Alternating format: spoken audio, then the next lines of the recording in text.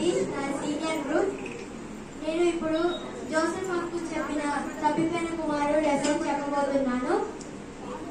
ఒక గ్రామంలో ఒక అతను ఉండేవాడు. అతనికి 2 పిల్లలు. పెద్ద కుమారుడికి 2 అబ్బాయిలు. పెద్ద కుమారుడికి చర్చికి వెళ్ళడం అన్నా, ప్రేయర్ చేసుకోవడం అన్నా, బైబిల్ చదువుకోవడం అన్నా చాలా ఇష్టం. మరి చిన్న కుమారుడికి అవేమీ నచ్చవు.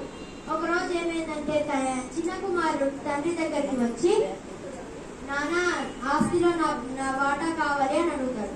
తండ్రి మొత్తం నా వాటా తీసుకొని ఇతర దేశాలకు వెళ్ళి ఆ ధనాన్ని దుర్వ్యాపారాలకు, చెడు వ్యసనాలకు ఖర్చు చేస్తాడు. తర్వాత తన దగ్గర ఉన్న డబ్బంతా అయిపోతుంది. అప్పుడు తన దగ్గర ఉన్న స్నేహితులు కూడా అందరూ వదిలేస్తారు. చివరికి దానికి ఏమీ మిగలదు. ఒకరోజు ఏమైతుందంటే ఏమీ మిగిలినప్పుడు తనకి ఆకలేస్తుంది. ఆకలేసినప్పుడు ఒక అతని దగ్గరికి వెళ్ళి పందులు కాస్తుంటే నాకు ఏదో ఒక పని ఇవ్వండి అయ్యా అని అడుగుతాడు. ఎందుకంటే ఏమైనా కూలిస్తారని. అయితే అడిగినప్పుడు అతను ఏమంటాడు, నా పందుల్ని మేపు అంటారు. ఆయనకి ఆకలేసి చివరికి పందుల పొట్టు తినడానికి సిద్ధమవుతాడు. అప్పుడే తనకు తన తండ్రి గుర్తుకొస్తాడు.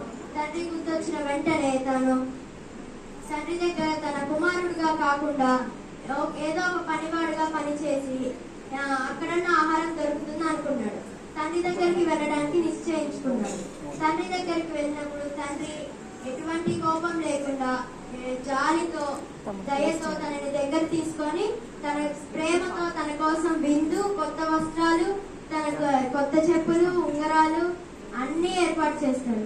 ఈలోపు పొలం నుంచి పనిచేసి వచ్చిన పెద్ద కుమారుడు చూసి, నాన్న తను తప్పు చేశాడు కదా, తను వెళ్ళిపోయాడు కదా, మనల్ని వదిలేసి మళ్ళీ ఎందుకు తన కోసం ఇంత ప్రేమ చూపిస్తున్నావు అంటే, మిగిలిన ఆస్తి మొత్తం నీదే కదా అని అంటాడు.